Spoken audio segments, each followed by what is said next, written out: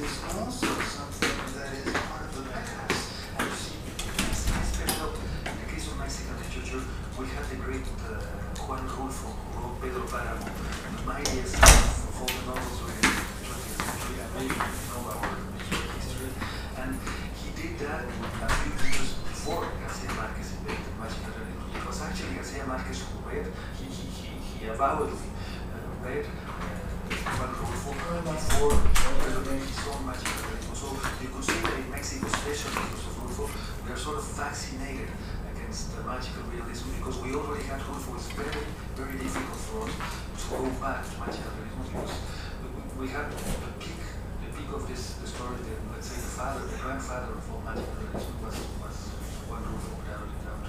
Now tell me, young writers in America, insofar as there are groups, there's a lot of experimental poetry going on in Los Angeles. There's a lot of novel writing and writers moving to Brooklyn. Are there locales that define the young writers aspiring writers? Right. Things have changed a lot in recent years. During the 20th century, if you wanted to become a writer in Mexico, you had to live in Mexico City, and not only Mexico City, in two different neighborhoods in Mexico City, mostly in the south. And I think in the last 20 years, that process has been moving towards the north of the country.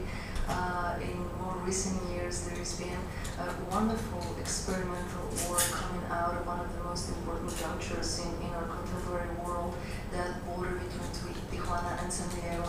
And so now I think young writers can actually face the happy possibility that they can remain in their own places, in their own cities, if they decide to do so, and become published writers as well, something that was not a possibility, I don't know, 30 or 40 years ago.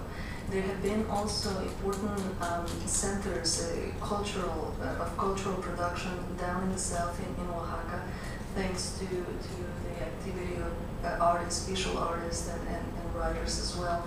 And some of the things that I think is very important in recent years is that something that is way more common in the United States than in Mexico is the work of independent presses. In Mexico, there have been the state has had a lot of participation in that sense throughout the 20th century, and in the last decade, and we've seen this very fresh energy of people trying to move into very different directions, and also through these independent presses all over the country. So I think those are very good signs. I want to ask a final question, and it's a bit perhaps of a controversial one.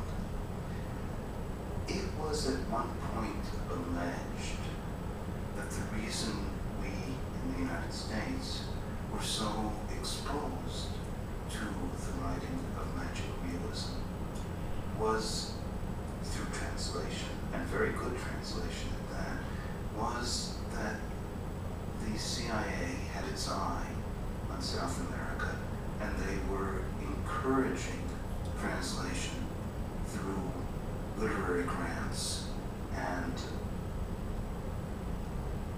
funds to publishers. Now, I think it's fairly rare. Most of the writers in this book have not been translated in America before, and those who have, not from our major presses anymore. What are, do you think, the politics today of translation? Well, for example, this particular book is very strange, as I already said, because it is bilingual. So it not only translates, but it puts forward the translation so that people who know a little bit of Spanish can actually compare the Spanish, and so it's a challenge for the translators and for the reader. You know? So I guess we are against the current, but it is true what you say. It is very difficult. The American market, the market in English, because that would include England also. The market in English for us is highly difficult to access, to go into. I don't know. Recently there has been the publication of the books of this Chilean writer Roberto Bolaño, he even won the Critics Award, and I hope that might help to bring new attention to all the writers, because of course he's a very good writer, but he's far from the only one who writes as good. Yes, and people are thinking that the dominance of Bolaño will lead to a new boom, but it was certainly the case that mysteriously we were seeing Cortázar and Donoso. But it's only unexplained, because that I've heard, of course, that theory is a sort of a conspiratory theory.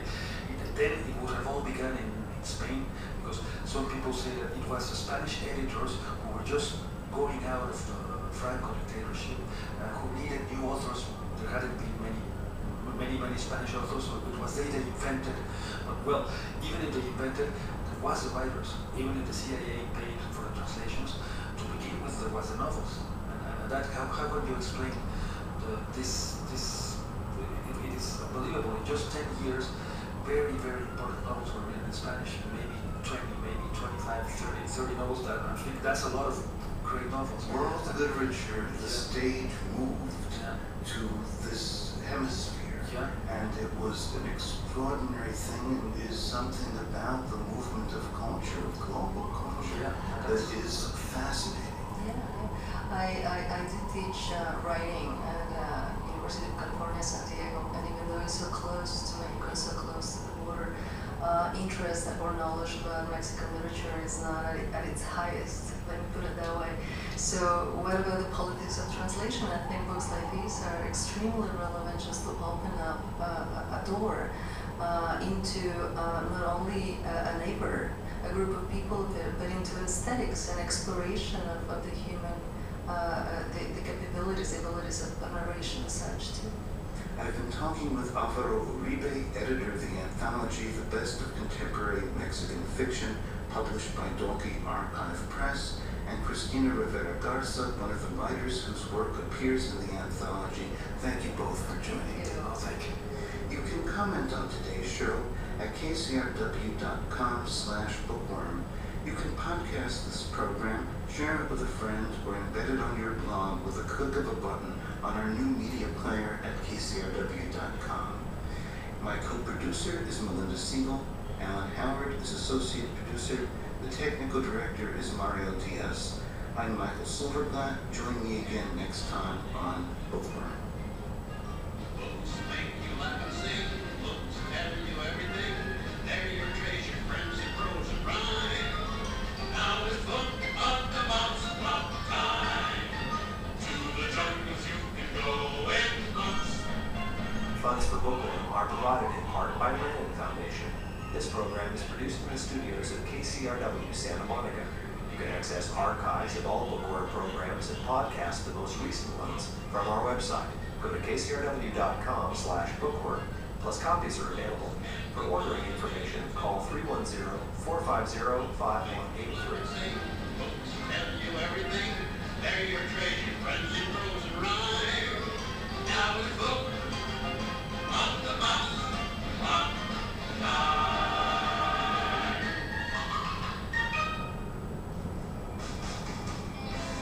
We invite you to check out Bookworm's newly expanded archive at kcrw.com. You can search for your favorite author, listen to past episodes, and sign up for a free weekly podcast of the show. Stay tuned for NPR's All Things Considered. It is coming up next. KCRW Business Circle supporters help make programming possible on KCRW. Thanks to the lawyer referral service of the Los Angeles County Bar Association, online at smartlaw.org. Become a Business Circle supporter today. Call 1-888-600-KCRW. You are tuned in to subscriber-supported 89.9 KCRW Santa Monica, KCRI Indio Palm Springs, KCRU Oxnard Ventura, KCRY Mojave and Antelope Valley. KCRW is NPR News and hand-picked music, streaming and podcasting at kcrw.com. We are a community service of Santa Monica College.